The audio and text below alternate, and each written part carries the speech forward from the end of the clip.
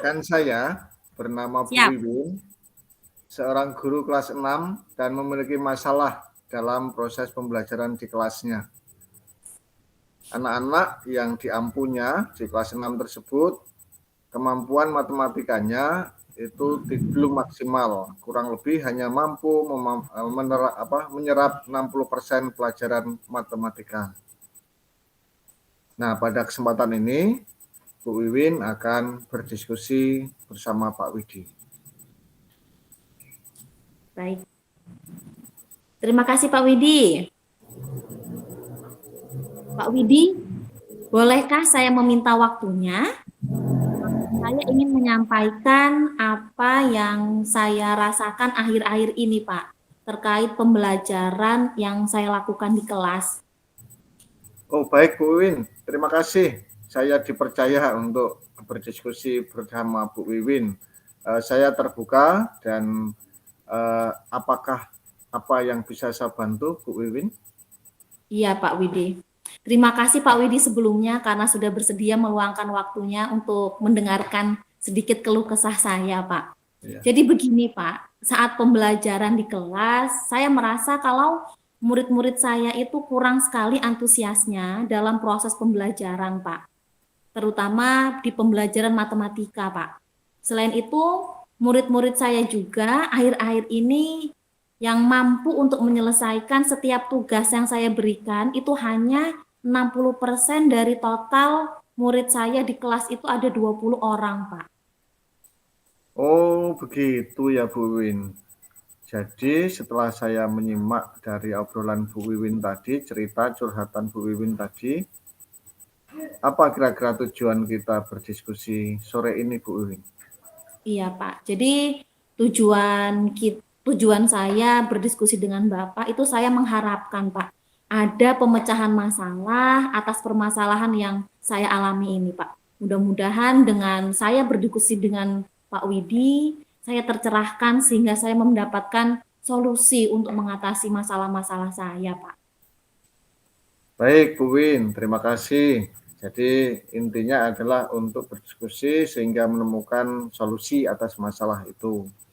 Iya, Kalau Pak. boleh saya tahu atau kalau boleh Bu Win bercerita lebih lanjut lagi, mengapa kok dalam pembelajaran itu anak-anak daya serapnya belum optimal, masih sekitar 60% Bu? Iya, Pak.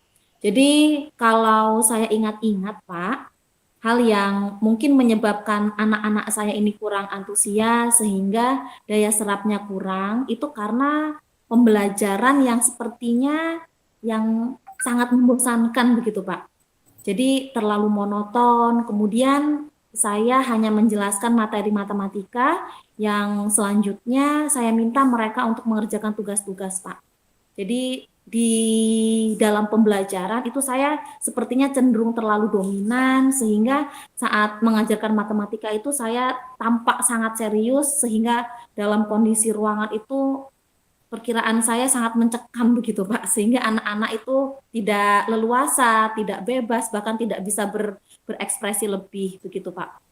Oh begitu ya Bu. Jadi ini malah Bu gurunya yang tambah pinter nih Bu ya. Nah, menurut Ibu gimana caranya supaya anak-anaknya itu lebih bisa terlibat aktif dalam pembelajaran sehingga nanti hasilnya bisa lebih optimal Bu? Iya Pak. Setelah berdiskusi dengan Pak Willy, saya jadi berpikir Pak. Jadi kalau menurut saya memang murid-murid saya pasti menginginkan proses pembelajaran terutama matematika ini adalah pembelajaran yang asik, yang tidak monoton, yang tidak membosankan, tidak mencekam, apalagi begitu ya Pak. Apalagi karena memang pembelajaran matematika ini adalah salah satu pelajaran yang paling sulit. Jadi mungkin seharusnya saya melakukan hal-hal demikian, Pak. Oh begitu Bu Win ya. Setelah tadi saya menyimak dari apa yang disampaikan Bu Wiwin, tadi anak-anaknya bosan ya. Tadi Iya. anak-anaknya jenuh dengan pembelajaran itu. Menurut Bu Wiwin, cara atau upaya apa nih supaya anak-anaknya itu bergairah dalam belajar ini Bu? Iya, Pak.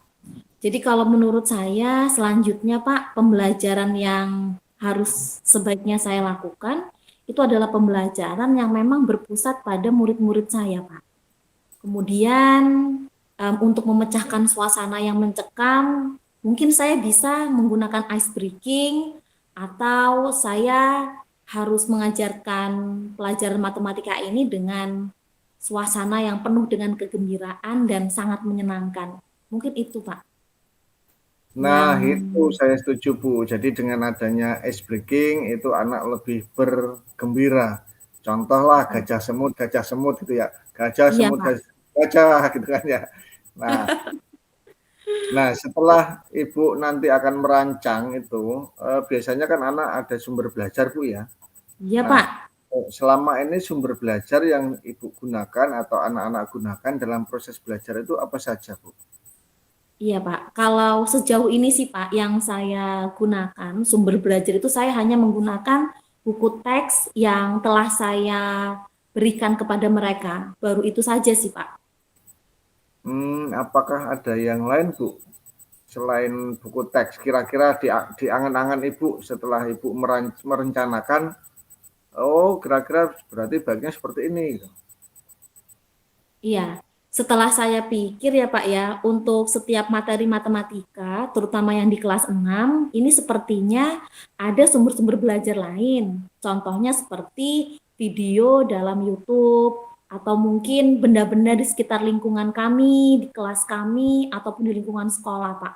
Selain itu juga, saya sempat melihat adanya beberapa alat peraga di perpustakaan yang kemungkinan bisa saya pergunakan saat menjelaskan materi matematika ini, Pak.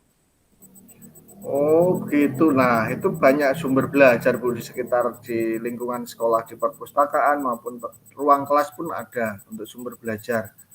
Berarti Ibu sudah menemukan cara atau solusi atas beberapa persoalan yang Ibu hadapi selama belajar di kelas, anak-anaknya belajar di kelas.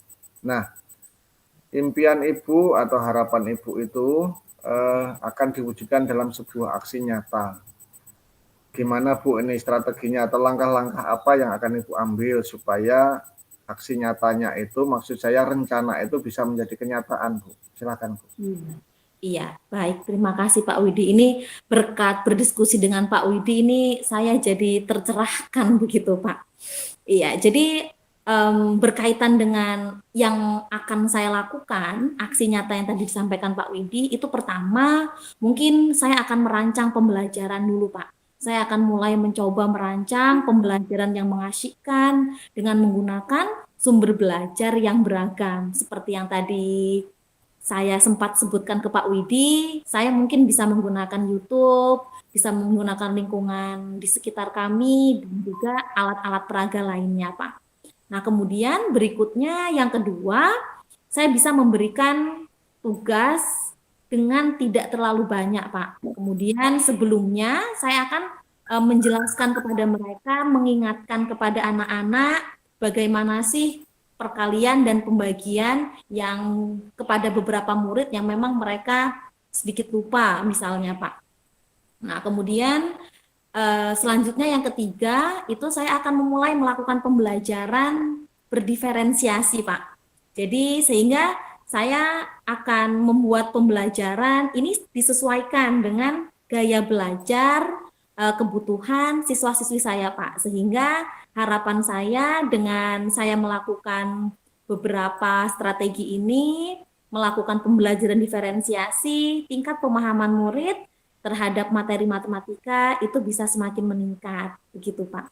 Nah, itu mungkin yang akan saya lakukan Pak untuk sebuah aksi nyatanya Pak. Nah, masuk itu Bu, pikiran apa yang Ibu pikirkan, apa yang Ibu rencanakan dalam sebuah aksi nyata itu sudah sesuai. Nah, kalau boleh saya sedikit tahu ya, pembelajaran berdiferensiasi. Jadi kan satu kelas itu ya anggap saja 28 siswa ya kalau SD ya. Iya. Nah, 28 siswa itu punya bakat yang berbeda-beda. Teknisnya gimana Bu, kalau boleh Iya. dijelaskan?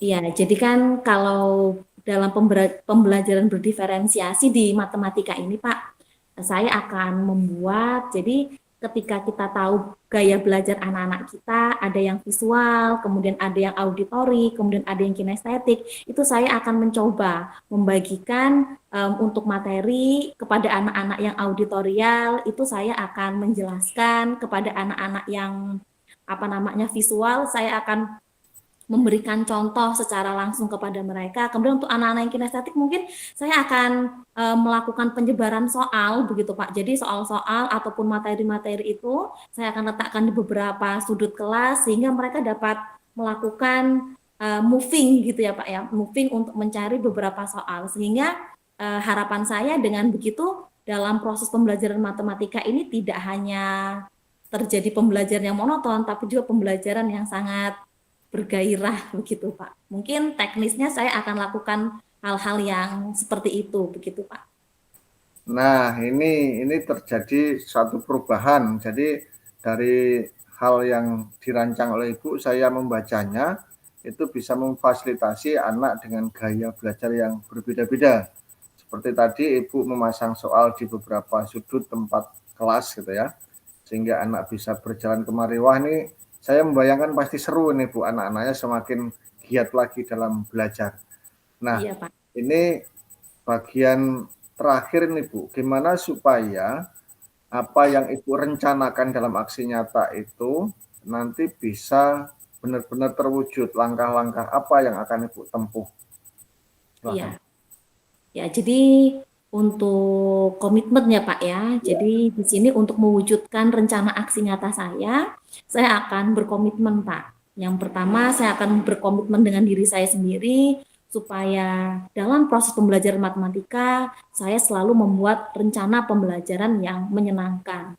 Kemudian saya akan berkomitmen untuk menggunakan beberapa sumber belajar dan tidak hanya buku teks saja dalam proses mengantarkan materi terutama di matematika ini, Pak.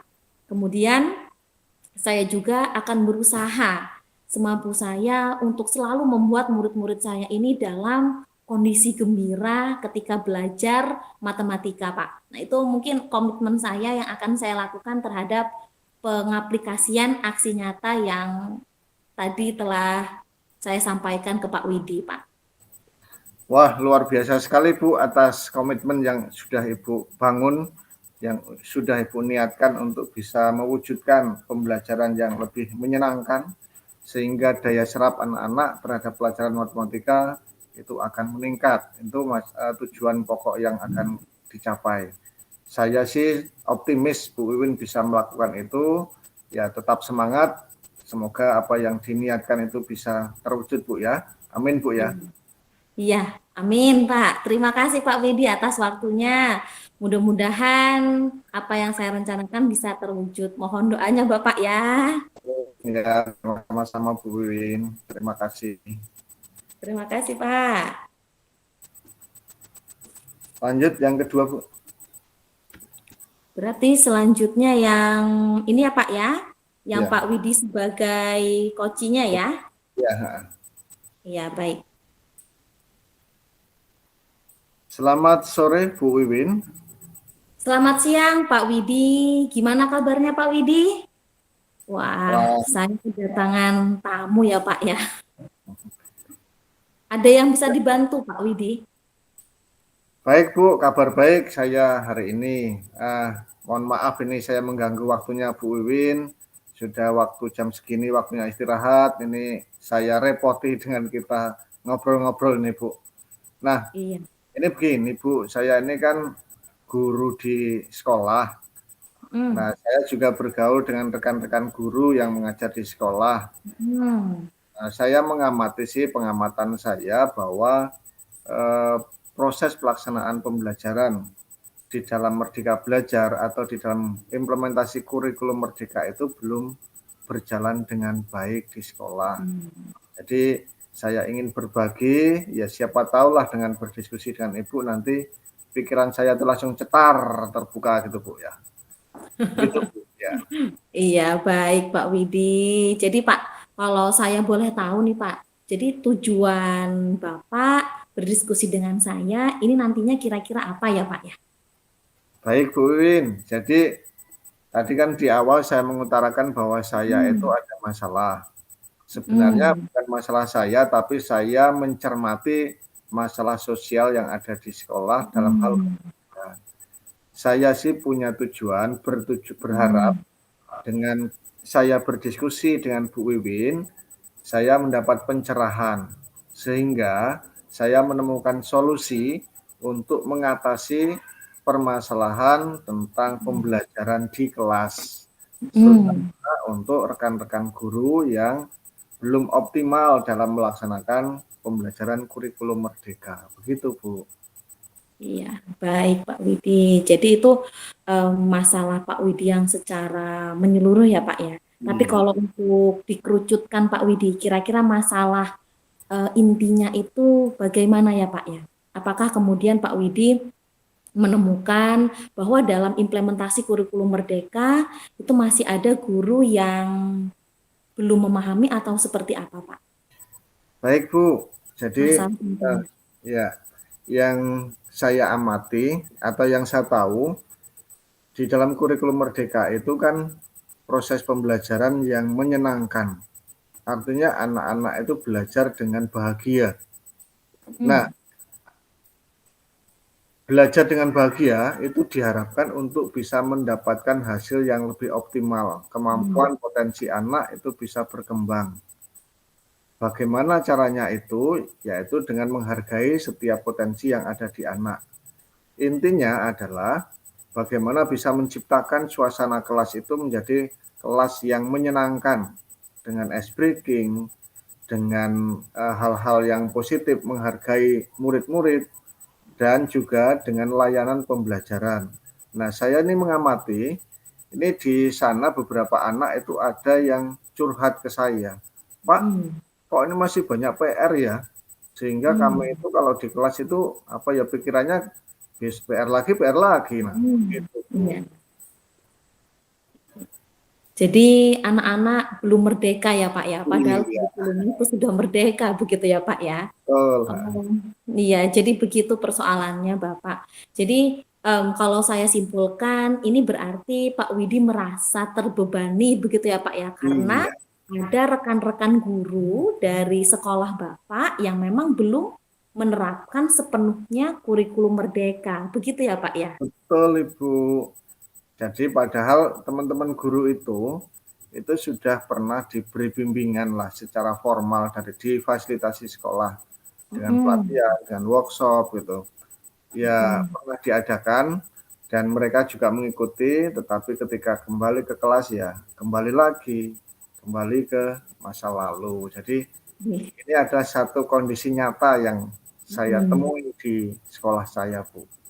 Iya, Saya mohon luar biasa. bantuannya. Iya, Pak. Kalau boleh tahu, Pak, ini untuk komposisi usia, Pak. Rekan-rekan guru yang ada di sekolah Bapak itu kira-kira rentan usianya itu sampai antara berapa sampai berapa tahun, Pak? Baik Bu, jadi kalau untuk rekan-rekan saya di sekolah itu bervariasi. Jadi ada yang muda, muda itu saya kategorikan itu di bawah 30 tahun, itu banyak, sekitar 50%. Kemudian 30 sampai 40 tahun, itu sekitar 25%. Kemudian di atas 40 tahun itu 25%. Jadi didominasi oleh rekan-rekan guru yang masih muda, Bu. Jadi harusnya Hmm, mereka lebih energik untuk apa namanya untuk beraktivitas.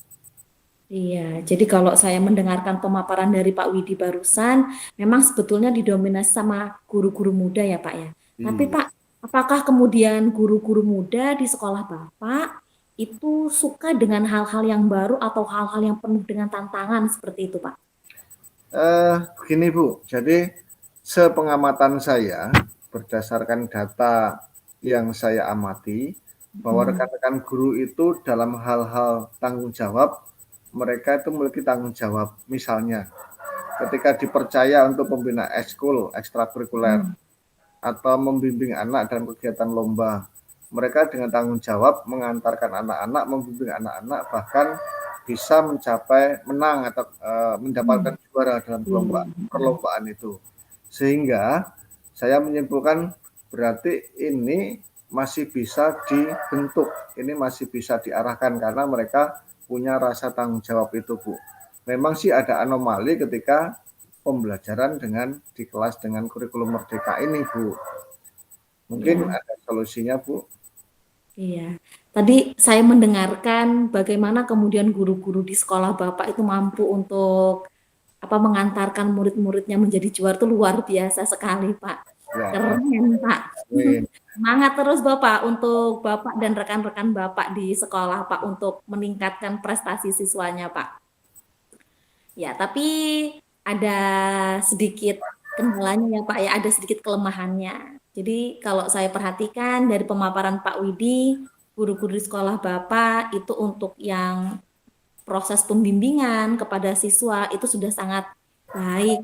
Tetapi memang untuk secara pedagogiknya, apalagi untuk mengembangkan diri dalam perubahan kurikulum yang baru ini masih kurang ya Pak ya.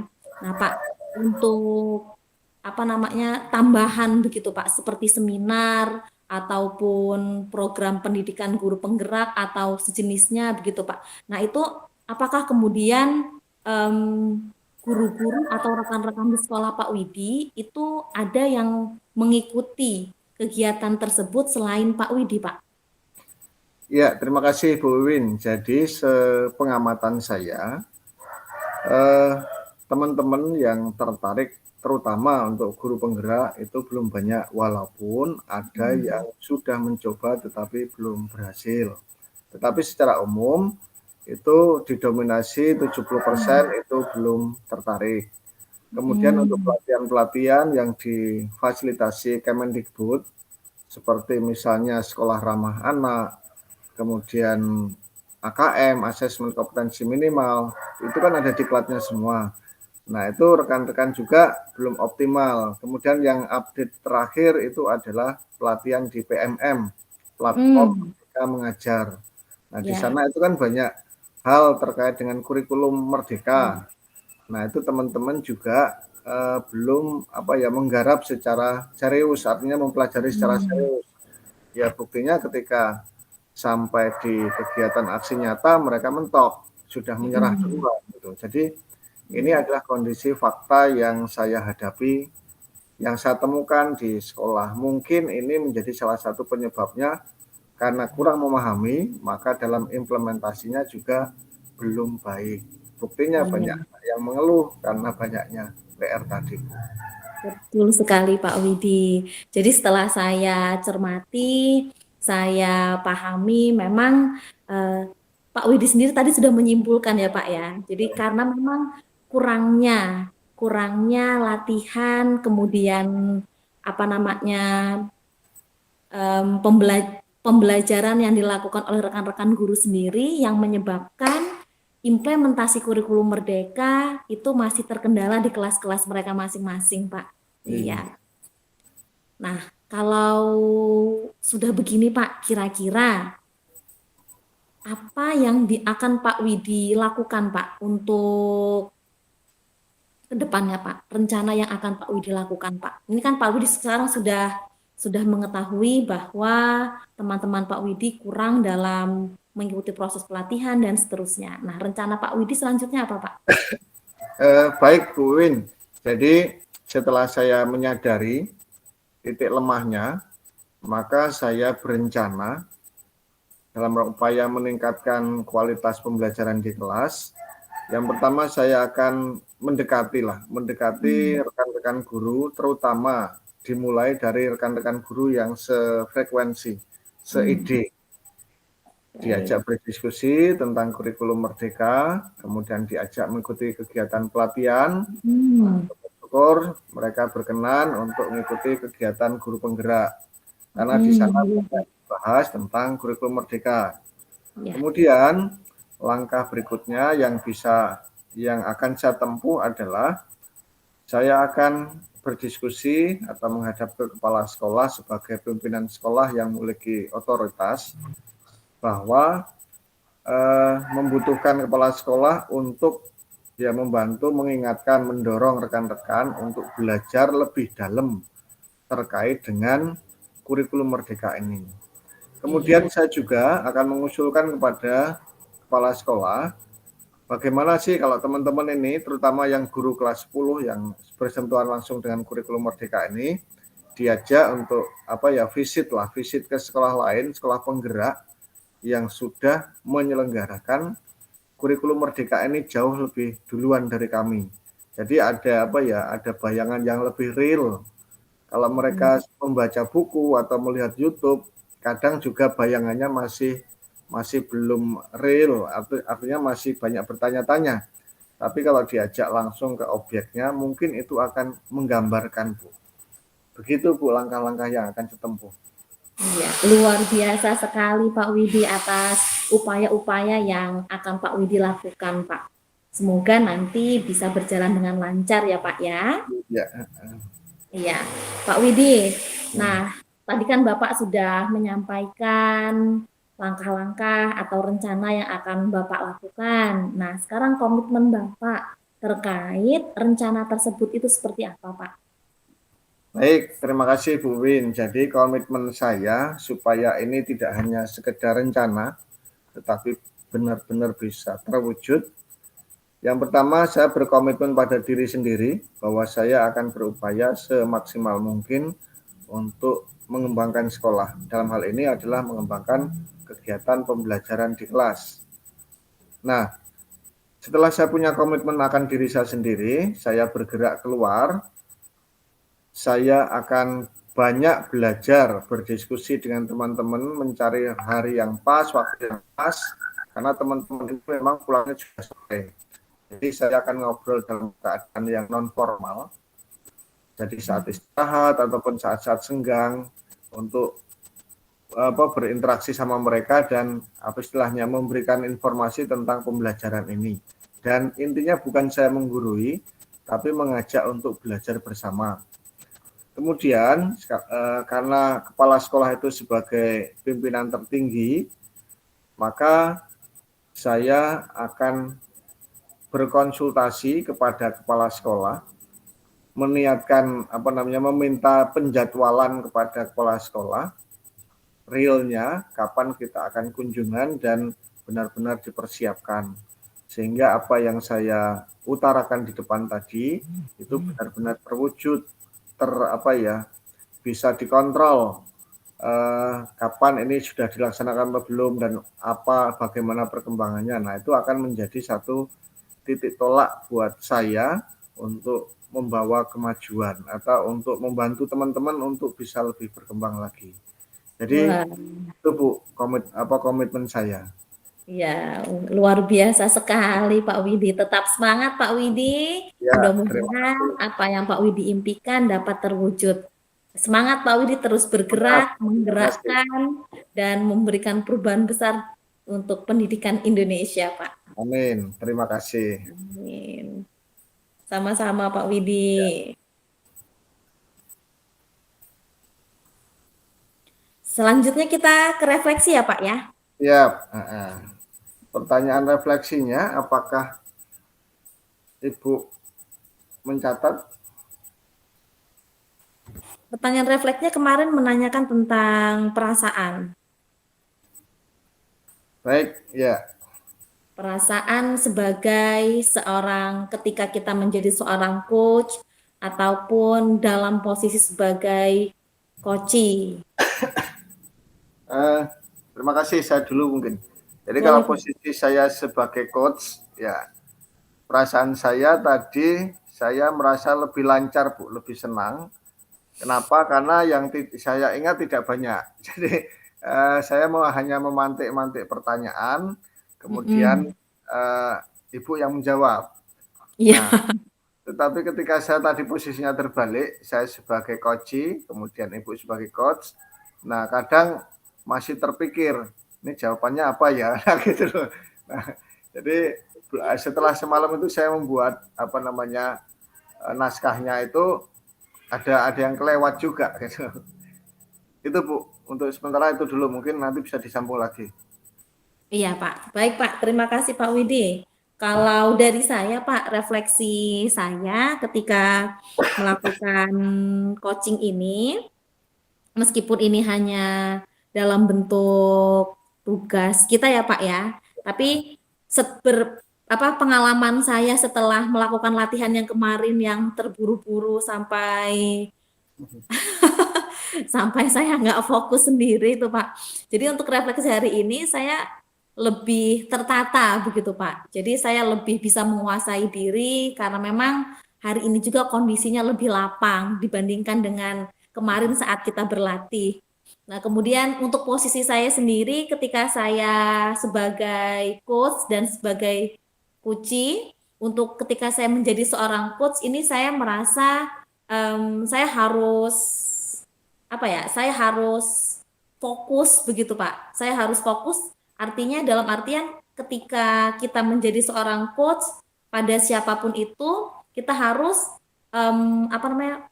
memberikan pandangan kita, fokus kita sepenuhnya itu kepada coach kita. Jadi di sini saya belajar bahwa menjadi seorang coach itu kita harus banyak menghargai apa yang disampaikan, mendengarkan dengan seksama, kemudian harus mampu untuk kemudian merespon dengan baik dengan bahasa yang tidak membuat bingung begitu Pak. Jadi kalau kemarin saya itu bahasanya terlalu membingungkan, nah hari ini saya belajar untuk lebih tenang, kemudian untuk menata bahasa dan pertanyaan. Ya, saya rasa hari ini saya lebih baik dari yang kemarin, begitu Pak, ketika saya menjadi seorang coach. Kemudian saat saya di posisi sebagai seorang coachee itu dan kedepannya ya Pak ya, dan kedepannya saya rasa dengan adanya sistem coaching seperti ini, memang ketika saya merasa buntu, kemudian berdiskusi dengan teman sejawat, dengan rekan yang lainnya, ternyata itu mampu untuk menimbulkan pemikiran-pemikiran yang tadinya kaku, beku, hingga akhirnya ketika berdiskusi itu menjadi terang benderang, kemudian menjadi tercerahkan, bahkan masalah kita sebetulnya itu bisa kita pecahkan sendiri hanya dengan pempantikan-pantikan dari coach yang kita ajak untuk berdiskusi ini Pak. Itu luar biasa menurut saya Pak. Jadi saya merasa bahagia sekali ketika saya menjadi seorang coachee, saya mampu memecahkan masalah saya sendiri dan ketika saya di posisi sebagai seorang coach, saya belajar untuk bertata bahasa dan tutur kata yang runut dan tidak membingungkan. Nah, itu refleksi yang saya dapat sampaikan Pak dari berlatih kita yang kemarin hingga rekaman kita yang hari ini Pak. Ya, itu saja Pak dari saya. Baik, terima kasih Bu Wiwin. Saya menambahkan, jadi ketika tadi kita berdiskusi coach dan coachee, nah saya sih merasakan yang pertama butuh kehadiran 100%. Maksudnya kehadiran 100% itu ya memperhatikan apa yang disampaikan, kemudian menanggapi atas hal yang disampaikan, sekaligus adalah memantik pertanyaan supaya coaching-nya itu mampu untuk mengeluarkan ide-ide kreatifnya. Nah, Iya. ini yang saya rasakan ini benar-benar penting. Jadi kegiatan katakanlah simulasi ini Bu ya, ini bisa menstimulasi untuk aktivitas selanjutnya pada kegiatan kita masing-masing di sekolah. Itu yang pelajaran penting yang saya bisa petik.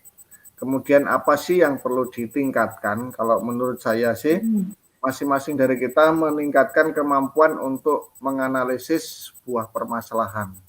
Iya.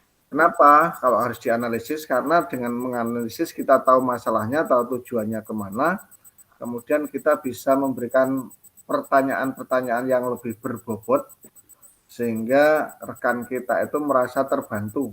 Artinya, pertanyaan itu akan membuat orang menjadi lebih memunculkan ide-ide baru. Iya. Kemudian Betul. itu yang yang ada di benak saya, yang jelas saya merasa senang karena diberi kesempatan boleh berlatih. Kemarin latihan pertama, ini latihan remedial. Nah, harapannya remedialnya lebih bagus dari yang kemarin. Jujur saja kalau kemarin itu masih sibuk, "Ini rekamnya gimana?" Nah, kok belum keluar? Nah, itu sibuk duluan ini. Nah, ini Betul, Pak, betul. itu, Bu. Jadi refleksi kita yang perlu kita kembangkan untuk kedepannya. Yang jelas mengasah keterampilan kita untuk berkomunikasi dengan semua orang. Kemudian Iya, kaitannya dengan siswa, kalau kita di kelas ya pasti dengan murid. Dengan murid yang beragam itu harus kita apa ya, kita fasilitasi lah. Begitu, Bu. iya, saya memimpikan, Pak. Saya memimpikan ketika memang coaching ini diberlakukan, kemudian seluruh sivitas akademik di sekolah itu ikut menerapkannya, bahkan pimpinan sekolah pun ikut menerapkannya, luar biasa sekali ya Pak ya. Artinya dalam supervisi akademik pun nantinya kita akan terus melakukan perubahan dan pengembangan-pengembangan diri kita selanjutnya, begitu ya Pak ya. Jadi Iya. mudah-mudahan coaching ini terus berlanjut ya Pak ya di sekolah-sekolah terutamanya untuk kepala sekolah. Nah, ini menjadi satu apa ya, satu challenge lah kalau saya bilang, itu challenge bagi kita, bagi saya Mm, terutama. Kebetulan ini saya di sekolah itu sendiri, Bu, yang CGP ini. Jadi mm. saya harus memberikan informasi ini kepada teman-teman, kepada kepala sekolah, yang mungkin juga paradigmanya masih belum terbuka dan Iya, itu butuh waktu. Ya jujur saja ketika implementasi secara nyata kadang-kadang muncul pertanyaan dari teman-teman yang kurang enak juga. Lah sampean mm. kan nanti kalau sudah lulus dapat ini itu. Lah saya gitu. Artinya kok pertanyaannya Oh, tidak dibalik, kalau sudah tahu seperti itu kok saya tidak ikut. Kan iya, gitu. Kalau pertanyaannya iya. dibalik kan seperti itu. Ya memang Mm-mm. segala sesuatu butuh pengorbanan sih, butuh waktu, tenaga, pikiran untuk mencapainya itu. Iya, Ini betul, Pak. ngobrol-ngobrol kita jadi sampai di sini nih Bu ya. Iya, baik, Pak. Tetap semangat, Pak Widi. Iya. Kita sampai Ini, jam berapa Bu? iya, itu tadi yang mau saya tanyakan juga, Pak Widi. Sama, ternyata dalam benak pikiran kita. 30 menit, Pak Widi, kita. 30 menit. Tadi Mm-mm. kita, tadi kan 10 menit refleksi Bu. Ya, ini sudah lebih ya, Pak ya? Atau belum ini? Ini kalau kalau lihat timingnya Bu Endang tadi, 10 menit refleksi, kemudian nanti balik lagi ke bor. Mungkin nanti sekitar jam 2 lewat 10 atau 15 kita sudah balik Kembali ke lagi. Borneo ya? Mm-mm. Karena kan nanti ada waktu 2 menit menyampaikan refleksi ini, Bu. Iya, Jadi ya yang jelas kegiatan ini merangsang, mau nggak mau merangsang untuk mencari tahu. betul, Pak. Jadi stimulannya adalah untuk mencari tahu seperti itu. Ibu sendiri atau ada berapa temannya, Bu? Yang di sekolah saya, Pak. Iya. Kalau di sekolah saya itu kami berdua, Pak. Tapi kan Mm-mm. ini kan sekolah saya kan pendatang baru ya, Pak ya. Jadi sebetulnya di sekolah saya yang baru ini tidak ada CGP-nya, Pak. Oh gitu. Jadi ketika saya masuk, saya CGP, maka saya CGP di sekolah itu, Pak. Jadi sebetulnya saya sendiri. Tapi kemudian datang satu lagi, Pak. Mm. Datang satu lagi, jadi ada dua sebetulnya CGP di sekolah saya. Mm. Tapi yang baru datang ini Pak Rangga. Mm. Nah, Pak Rangga itu masih terikat CGP di sekolahnya Pak Junaidi. Oh gitu. Iya, jadi memang ke depannya Pak Rangga akan bertugas di sekolah kami, di sekolah yang sama dengan saya, tapi untuk realisasi dalam proses CGP-nya ini beliau masih di sekolahnya Pak Junaidi. Jadi, Oh. tapi kadang-kadang ketika kita aksi nyata ya kami berdua, Pak. Tapi ya memang agak Jadi berat juga secara, sih, Pak, karena secara kami berdua penugasan juga sudah di baru. sekolah Ibu, ya Bu. Secara penugasan di sekolah Ibu, tetapi untuk aktivitas CGP, Iya, administrasi iya, di masih sekolah. di sekolah yang lama. Oh, kalau aksi nyata, sampling siswanya SD apa SMP? Kalau beliau sepertinya masih SMP, Pak. Tapi ada Oh, beberapa yang SD saya juga kurang paham sih, Pak. mm, Mm-mm. Karena kan beliau terteranya SMP, masih di SMP. mm, mm. Oh, jadi nanti akan kembali di situ ya. Ya, kembali nanti ke sekolah sekolah yang sama dengan saya. Artinya pasukannya skuadnya lebih banyak lah, Bu. Nah, ada tambahan, Pak. Yang angkatan baru kemarin ada? Yang Angkatan angkatan baru nggak ada yang daftar, Pak, dari sekolah. angkatan 7, 8, 9, 10? Nggak ada yang daftar. Sebenarnya sudah saya ajak kepada guru-guru lama yang di sekolah, tapi memang mereka responnya kurang. Bahkan bahasanya males lah kalau untuk belajar lebih lanjut begitu karena mereka alasannya usia, alasannya keluarga, anak, dan banyaklah alasannya. Iya, iya, iya. Saya kira sama saja. Pak, saya itu sempat japri beberapa teman yang saya anggap bisa. Iya. Saya japri satu-satu. Ya responnya ya belum Pak, saya masih repot, anak saya masih kecil dan sebagainya. Ya kita maklumi lah. Iya, Pak. Ini tadi saya baca chat jam 2:10 kita ke bentuk main board, jadi ini recordnya saya Iya. stop. Oke, baik, Pak. Oke, baik saya stop record.